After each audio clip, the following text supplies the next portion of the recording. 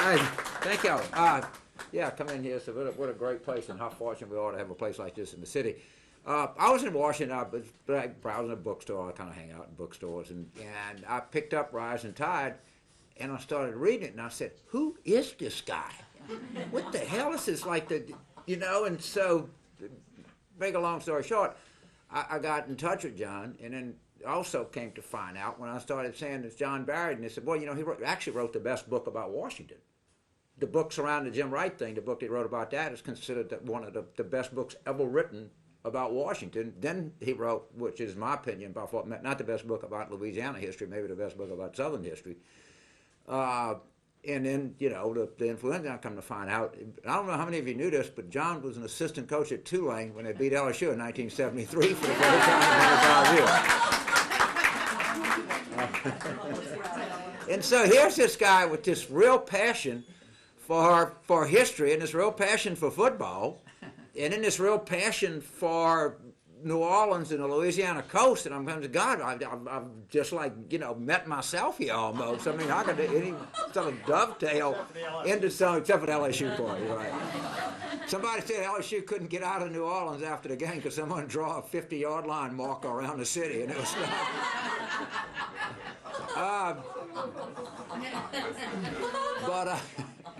and then to know John, and then to know his sort of passion for the truth in any of his books, and I started reading this one, it's always the backstory. It's always the other stuff. You know, you pick it up and say, gee, I'm going to find out everything about the flood, and then you find out everything about everything else as you're finding out about that. Or if you pick up the great influenza and you say, I'm going to find out about the flu, you get a history of, you know, medical history and what started here and what they were doing in Austria and what we were doing at Johns Hopkins and in Rockefeller and this to that. And it's just one of these, it's like a good New Orleans meal. You just keeps going off in your mouth, and things happen. And anyway, but of everything, that we have an advocate for our city and our region, and John has volunteered for every kind of a thing that you can, probably knows more about the Corps, knows more about flood protection, knows more about what we're doing and here and things that are so vital to us. And that kind of to have that kind of citizen with this kind of talent and this kind of passion is really remarkable. So it's really a pleasure to bring not just one of the great writers and people who when you write a book, the pages just literally jump up and like smack you right in the face, but they grab your attention so much. But somebody who is a real advocate for the things that we care so much about in this city, in this region. So John, please come up, and it's a great honor to have you. I'll never forget you for beating us in '73. Thank you. Thanks, Tom, and James, thank you very much for that introduction. That year we beat LSU at Tulane.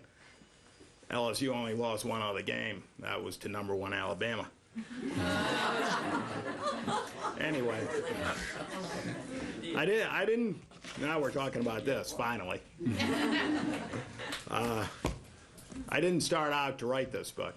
I actually started out to write a book about the home front in World War I. I was going to focus on several figures who collided in 1919, an amazing year in American history, and one of them was Billy Sunday, the first great evangelist, the first Jerry Falwell figure, the model for that great novel and movie, Elmer Gantry. And I wanted to look at him to examine the role of religion in American public life. But just doing my due diligence of research, I started going back and back and back, and I ended up at the beginning of the argument over church and state in this country. And that argument has not changed at all in almost 400 years. And we need to understand that the First Amendment of the Constitution and the Constitution itself didn't come from theory. It didn't come from the imagination of the writers of that amendment. It came as specific responses to specific historical events. And this is the history from which the Constitution came, and in addition, as we all know, the argument has continued. The argument began with John Winthrop, who was governor of Massachusetts, and Roger Williams, but it involves all of English constitutional history and, frankly, all of our constitutional history. Winthrop gave what the New York Times called the greatest sermon in 1,000 years. And it's, of course, been quoted by presidents and others. He said, "For we must consider that we shall be as a city upon a hill. The eyes of all people are upon us." Went on to say, as long as they kept their covenant with God, "We shall find that the God of Israel is among us, when 10 of us shall be able to resist 1,000 of our enemies, when he shall make us a praise and glory, so that in future men shall say of other colonies, the Lord make it like that of New England." Now, Winthrop's definition of Americans as a new chosen people has informed American culture ever since. It's informed the idea of American exceptionalism and informed the belief that we're a Christian nation. But from the very beginning, there was an alternative vision.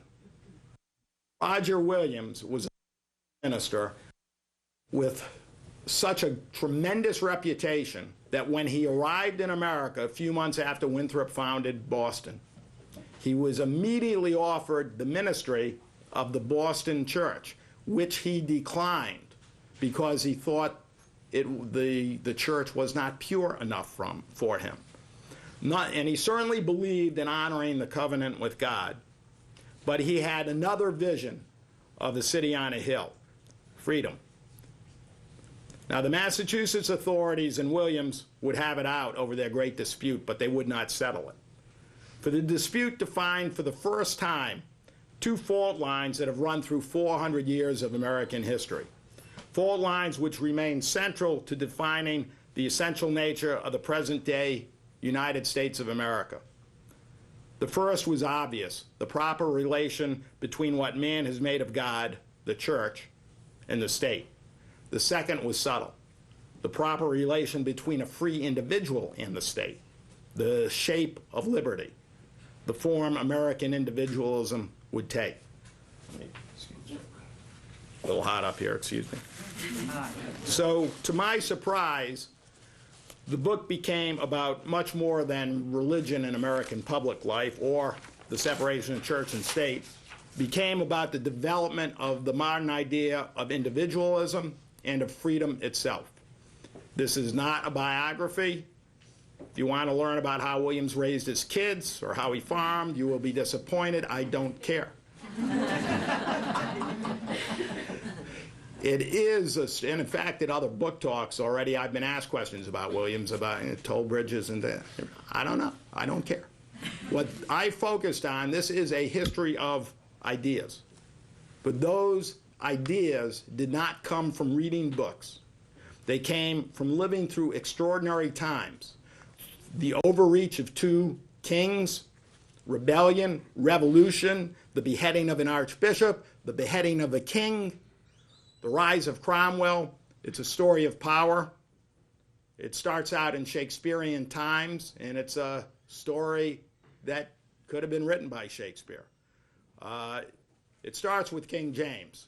James was baptized Catholic, had two Catholic parents.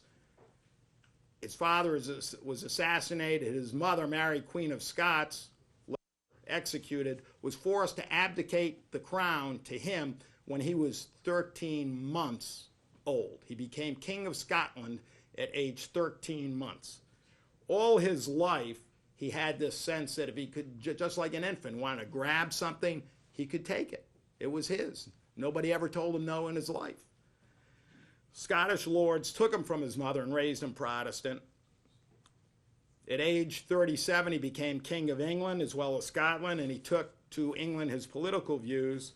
Now, the best thing you can say about him was his personal motto, "Blessed be the peacemakers." Despite repeated assassination attempts by Catholics, often with links to Spain, state-sponsored religious terrorism, on Queen Elizabeth and on himself. There was an attempt on his life to blow up Parliament when he was in it. by Catholics. He nonetheless tried to build bridges between